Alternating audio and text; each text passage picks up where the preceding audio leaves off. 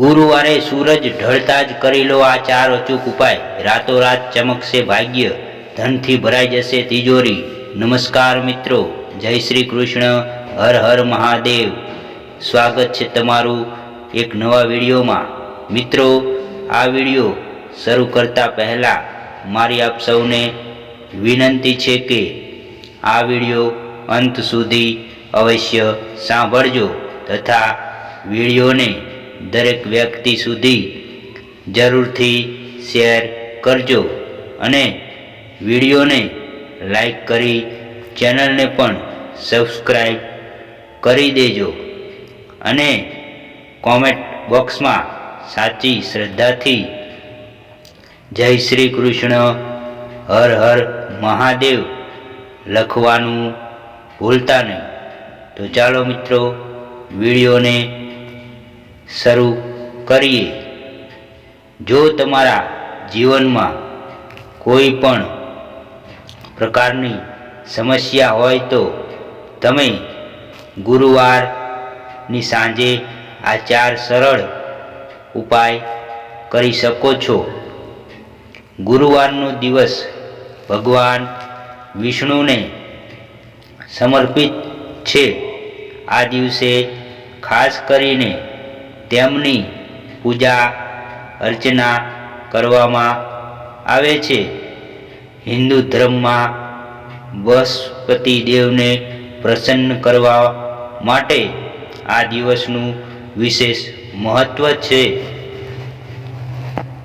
કોઈ વ્યક્તિના જીવનમાં જો ધનની કમી હોય, વધુ મહેનત કરવા છતાં પ્રગતિ ન થતી હોય અથવા તો ઘરમાં કોઈ મંગળ કાર્યના યોગ ન બની રહ્યા હોય તો તમે ગુરુવારના દિવસે પૂજા અર્ચના કરવા ઉપરાંત કેટલાક ઉપાય પણ કરી શકો છો.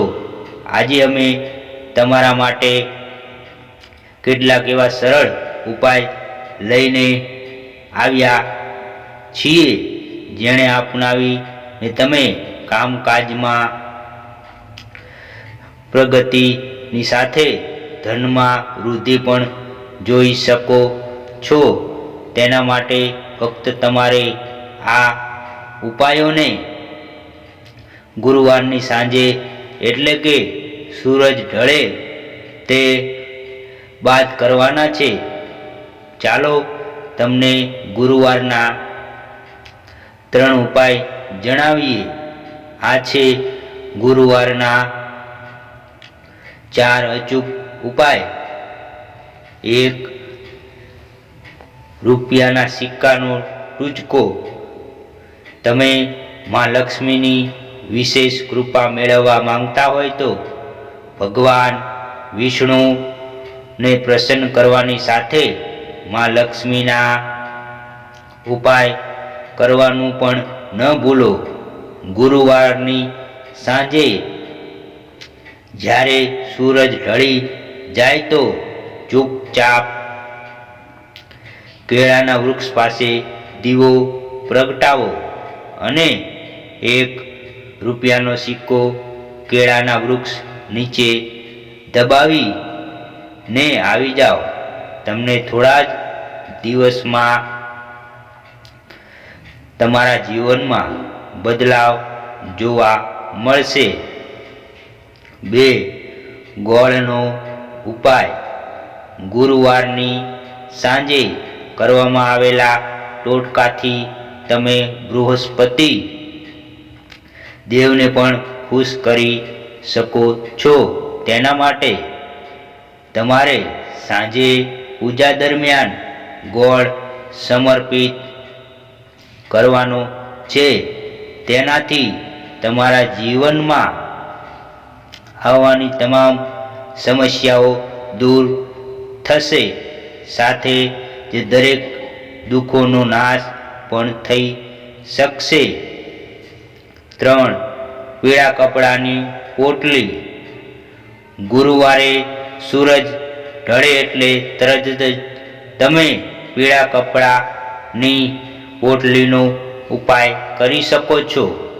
પીળી પોટલી બનાવવા માટે એક પીળા રંગનું કપડું લો અને તેમાં ₹1નો સિક્કો, 7 હળદરની ગાંઠ, એક ગોળનો નાનો ટુકડો નાખીને ગાંઠને બાંધી દો. હવે આ પોટલીને સાંજના સમયે રેલવે લાઇનની પાસે ફેંકી આવો. તમે ઈચ્છો તો મંદિરમાં પણ આ પીળી પોટલી મૂકી શકો છો.